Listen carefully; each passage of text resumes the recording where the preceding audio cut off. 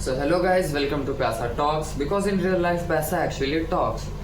So from today we are going to start a new series in which we'll bring some guests and ask them some finance related questions, and we'll try our best to get their opinion and views upon these topics. So today we are having Prabhat Mishra. So very first of all, Prabhat, introduce yourself to our audience. So guys, जैसा कि show हमने कहा, मेरा नाम प्रभात है and currently मैं greater Noida में रह रहा हूँ और बीटेक परस्यू कर रहा हूँ and originally I am from Lucknow, Uttar Pradesh. तो प्रभात, आपके हिसाब से कोई फाइनेंस रिलेटेड हैबिट्स जो कि हर स्टूडेंट्स को भी अडॉप्ट करनी चाहिए, आइदर स्कूल गोइंग हो, कॉलेज गोइंग हो, या कोई जॉब में भी कोई फ्रेशर हो? ओके, मुझे बहुत तो नहीं पता है बट मैं वो चीज़ें बता सकता हूँ जो मैं खुद फॉलो करता हूँ। लाइक अगर आप बाहर रह रहे हो तो आपको घर से आपके पेरेंट्स एक सर्टेन अमाउंट ऑफ मनी पे करते होंगे। आप कब से बाहर रह रहे हैं घर से?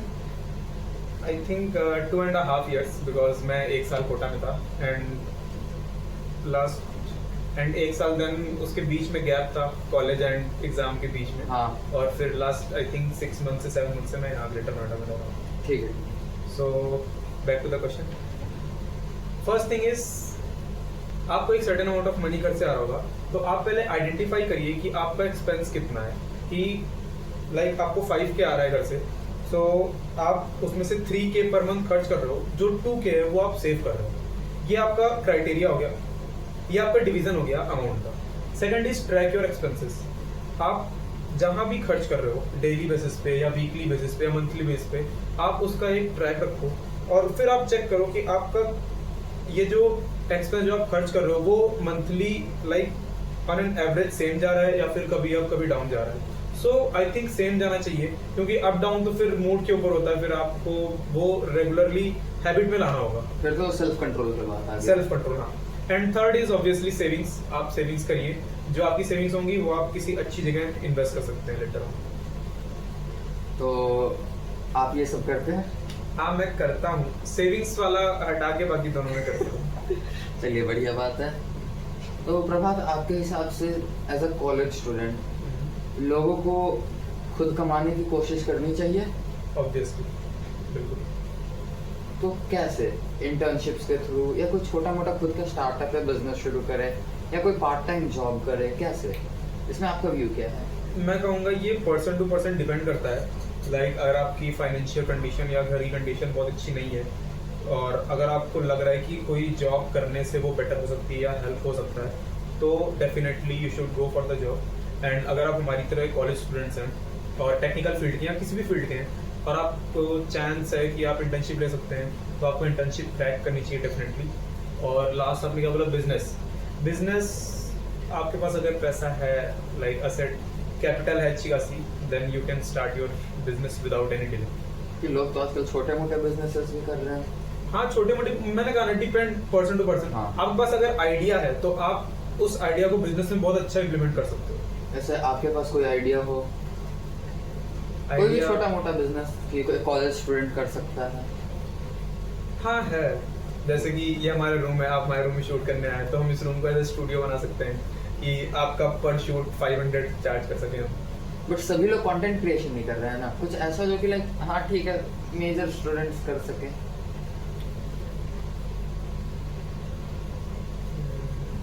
से बिजनेस माइंडेड है लड़का। या अब बताइए। आई थिंक जैसा कि मैंने कॉलेजेस में देखा है कि फर्स्ट ईयर और सेकंड ईयर कोई भी ईयर हो, आपको बहुत ज़्यादा असाइनमेंट्स लिखने पड़ते हैं, आपको वर्कबुक्स लिखने पड़ती हैं, नोट्स लिखने पड़ते हैं आपको बहुत ज़्यादा। ये लोग गधा मजदूरी करवाते हैं एक तरीके से। तो आप ऐसा कर सकते हो कि आप पर स्टूडेंट आप बच्चों के नोट्स लिख सकते हो और उनकी आप प्रैक्टिकल फाइल्स लिख सकते हो अगर आपकी हैंडराइटिंग अच्छी है, और आप उनसे चार्ज कर सकते हो। ये एक स्मॉल लेवल पे एक अच्छा बिजनेस आइडिया, क्योंकि ये मेरे कॉलेज में एक्चुअली होता है। कुछ स्टूडेंट्स लिखने का चार्ज करते हैं, लाइक 200 रुपीज़ फॉर 1 यूनिट और लाइक पेज बेसिस पे। और यहाँ पे आलस भी प्रायोरिटी है, बीच में आ जाता है तो लोग पे भी करते हैं। तो ये अच्छा बिजनेस आइडिया है। ठीक है, आपके हिसाब से एज अ स्टूडेंट अभी हम लोगों को इमरजेंसी फंड रखनी चाहिए, और आपके नज़र में इमरजेंसी फंड का मतलब क्या है? इमरजेंसी फंड हर स्टूडेंट ही नहीं, हर इंसान को ज़रूर रखनी चाहिए, क्योंकि आप कभी भी किसी भी मुश्किल में पड़ सकते हो। ठीक है। और इमरजेंसी फंड एक बहुत ही गुड हैबिट है जो मैंने अपने फादर से सीखी है। एक्चुअली मेरे फादर ये कहते हैं कि अगर आप बाहर हो तो बाहर आपका साथी, आपका मित्र, आपका दोस्त, सब कुछ पैसा है, क्योंकि अगर आप बाहर हो आपके पास पैसा तो आपके पास हर एक चीज का एक्सेस है। बिल्कुल सही बात है। ऐसा आपके फादर करते क्या हैं? मेरे फादर प्राइवेट जॉब करते हैं। अच्छा, ठीक है। तो अभी आप कुछ अपस्किलिंग वगैरह कर रहे हैं एज अ कॉलेज स्टूडेंट? अभी तो नहीं कर रहा हूँ बट मैं सोच रहा अपार्ट हूँ। From academics? नहीं, अभी मैं स्टार्ट करने की सोच रहा हूँ बट मैंने भी स्टार्ट किया नहीं। तो आपके हिसाब से लोगों को अपस्किलिंग करनी चाहिए अलग अलग फील्ड में? जरूर करनी चाहिए, क्योंकि अगर आप लाइक हमारी तरह मेरी तरह बीटेक कर रहे हो तो आप बहुत श्योर नहीं हो सकते कि आपका प्लेसमेंट हो ही जाएगा। तो आपको अपस्किलिंग करनी चाहिए, आपको स्किल्स पे काम करना चाहिए, क्योंकि इस टाइम कंपनीज आपका स्किल देख के ही आपको अपॉर्चुनिटी और जॉब वगैरह देंगे। सही बात है। अच्छा, एक आपसे रिलेटेड सवाल है। अगर आपको फॉर एग्जांपल कोई भी प्रोडक्ट पसंद आ जाता है तो आपका उससे रिलेटेड बाइंग क्राइटेरिया क्या होता है? बाइंग क्राइटेरिया बेसिक सी है। अगर मुझे उस प्रोडक्ट की नीड है बहुत ज़्यादा तो मैं वो देखूंगा, और सेकंड इज कि मेरे बजट में आ रहा है कि नहीं, मैं उसको ले सकता हूँ कि नहीं, तो मैं डेफिनेटली उसको लेना चाहूँगा। ये मैं इसे थोड़ा सा और रिफाइन कर देता हूँ। इनका कहने का मतलब है, पहले आपको किसी भी चीज़ की नीड होगी, अगर आपको उस चीज़ की ज़रूरत है फिर आप एक बजट बनाएंगे। फॉर एग्जांपल आसपास में मुझे एक हेडफोन की ज़रूरत है, अब मैं क्योंकि यहाँ पे ट्रैवल वगैरह करना पड़ता है, उसमें हेडफोन्स वगैरह चाहिए होते हैं या ईयरबड्स जो भी है, तो उससे रिलेटेड है। अब आप एक बजट बनाएंगे कि मेरा बजट 2000 से 2500 के बीच में, या 1500 से 2000, या जो भी आपके हिसाब से सही बजट हो। फिर अब आप उसमें देखेंगे कि इस बजट में कौन कौन से मॉडल्स है या क्या क्या ऑप्शंस है कि नहीं।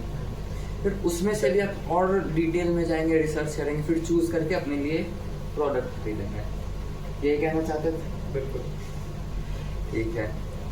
आपके हिसाब से लोगों को, या हम जैसे कॉलेज स्टूडेंट्स को, मनी माइंडसेट या फाइनेंशियल माइंडसेट में ऐसा क्या चेंज लाना चाहिए जो कि हमारे सक्सेस में या इन फ्यूचर हमें बहुत ज़्यादा हेल्प करे? फर्स्ट थिंग इज आपका सेविंग्स ही है, क्योंकि अगर आप जॉब भी कर रहे हो या आप स्टूडेंट हो तो सेविंग एक बहुत अच्छी गुड हैबिट है।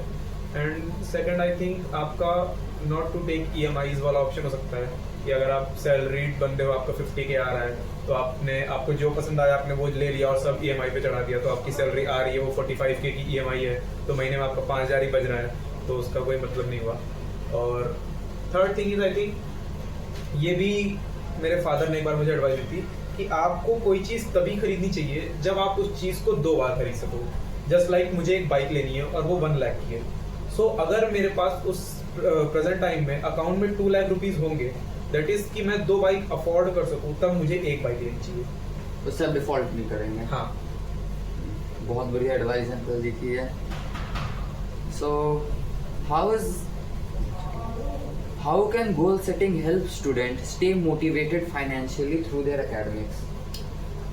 Goal setting helps a lot. जैसे कि आपने अगर सोचा है कि मुझे अगले 2 सालों में, अगले 3 सालों में फाइनेंशियली इंडिपेंडेंट बनना है, और अगर आपने सोच लिया है कि अगले 2 सालों में मुझे एक फिक्स अमाउंट ऑफ मनी अपने अकाउंट में चाहिए, तो उस चीज़ को आप गोल एज अ टारगेट बना के आप उसके ऊपर बहुत अच्छा एफर्ट डालोगे, क्योंकि आपको पता है कि मुझे ये चाहिए और आपको पता है वो किन किन चीज़ों से आएगा।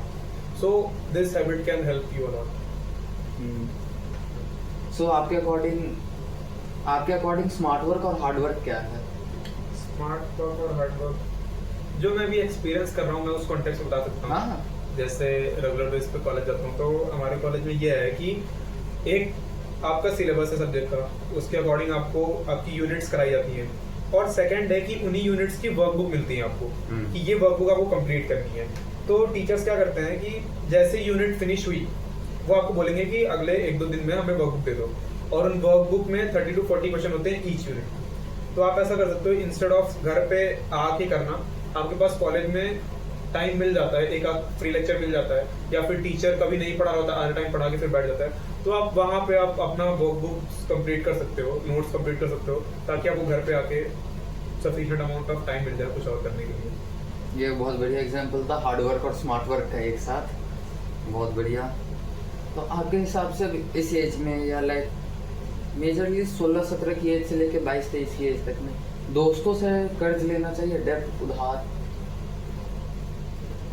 मैं स्ट्रिक्टली कहूँगा कि बिल्कुल नहीं, क्योंकि बोरोइंग एक ऐसी हैबिट है जो अगर एक बार लग गई तो वो सही करना बहुत मुश्किल होता है, अनटिल और अनलेस आप किसी इमरजेंसी में ना फंसे हो, जिसमें लाइक आपके पास मनी सफिशिएंट नहीं हो पा रहा है या फिर आपको मनी चाहिए अर्जेंटली, तो आप ऑफ कोर्स ले सकते हो। बट इंस्टेड कि आपको सिर्फ फन करना है या कहीं पे जाना है या खाने पीने के लिए पैसे चाहिए तो अपने दोस्त से मांग लिए बाद में दे दूंगा, ये हैबिट बहुत बुरी है और ये आगे फ्यूचर में बहुत दर्द देने वाली है अगर है तो। तो आपके नज़र में इन्वेस्टिंग क्या है? इन्वेस्टिंग आई थिंक ये कुछ ऐसा है कि जो आपको फ्यूचर में बहुत अच्छा ROI दे सके। लाइक अगर आप टेक्निकल फील्ड्स हो तो आप अपने स्किल्स के ऊपर बहुत काम कर सकते हो और एक्स्ट्रा स्किल्स सीख सकते हो और अपग्रेडिंग कर सकते हो आप। लाइक अगर आपको किसी भी कोडिंग करनी है आपको कोई, या प्रोग्रामिंग करनी है, कुछ भी करना है उसमें आपको मास्टर होना है और आप उस बैकग्राउंड से नहीं हो, तो आप ये स्किल सीख सकते हो और अपने लिंक्डइन प्रोफाइल या फिर जो भी आपका होने वाला है आगे उसमें ऐड कर सकते हो, तो आपका CV इनहेंस हो जाएगा उससे। मतलब इन्वेस्टिंग कोई भी ऐसा चीज़ है आपके अकॉर्डिंग जो कि हमें अभी अगर हम लोग कोर्स वगैरह भी खरीद रहे हैं, अभी पैसे लगा रहे हैं, तो इन फ्यूचर वो बहुत ज़्यादा मल्टीप्लाई होकर रिटर्न्स दे हमें, जो बहुत बढ़िया है। आपके हिसाब से how can a college student can earn? College student can earn, first is कि आप अच्छे से अपना, अगर आपका 3 या 4 साल का कोर्स है, आप फर्स्ट ईयर बहुत अच्छा कर लो, सेकंड ईयर में आप इंटर्नशिप क्रैक कर लो, सो आपको स्टाइपेंड वगैरह मिलता है, आप उससे अर्न कर सकते हो।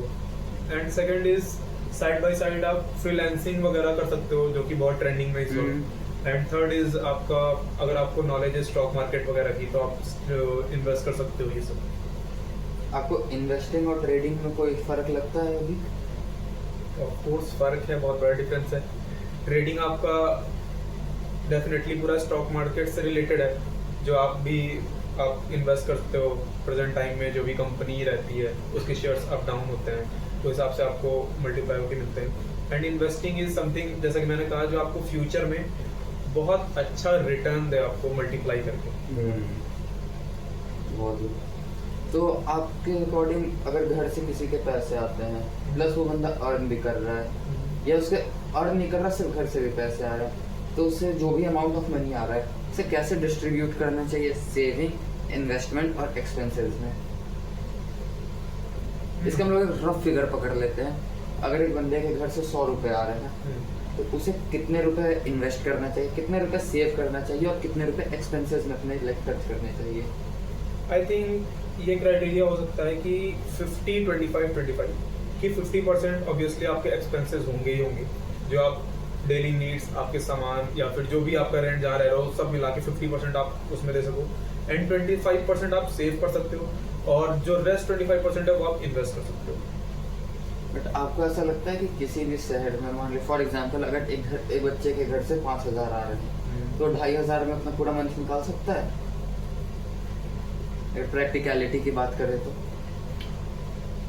ये पॉसिबल तो नहीं है 2,500 में मंथ निकालना, बट स्टिल मैंने कहा कि वो एरिया पे भी डिपेंड करता है। और मैंने कहा अगर आप अमाउंट आपके पास आ रहा है, अगर हो सके तो आप 50%, अगर आपको 50% में हो जा रहा है तो आप 25 कर सकते हो, और अदरवाइज जो भी आपका एक्सपेंसेस हैं उसमें से जो अमाउंट बच रहा है आपका, उसमें आप 25 कर सकते हो, 25% सेव कर सकते हो, 25% आप इन्वेस्ट कर सकते हो। लाइक अगर 5K आ रहा है और मेरा 4K मेरा एक्सपेंसेस है, रेंट, रहना, फूड ऑल, तो फिर बचे 1K, तो उसमें से हम 500 अपना इन्वेस्ट कर सकते हैं, 500 सेव कर सकते हैं फॉर इमरजेंसी। ये बहुत बढ़िया ओपिनियन है, व्यू था इसके ऊपर।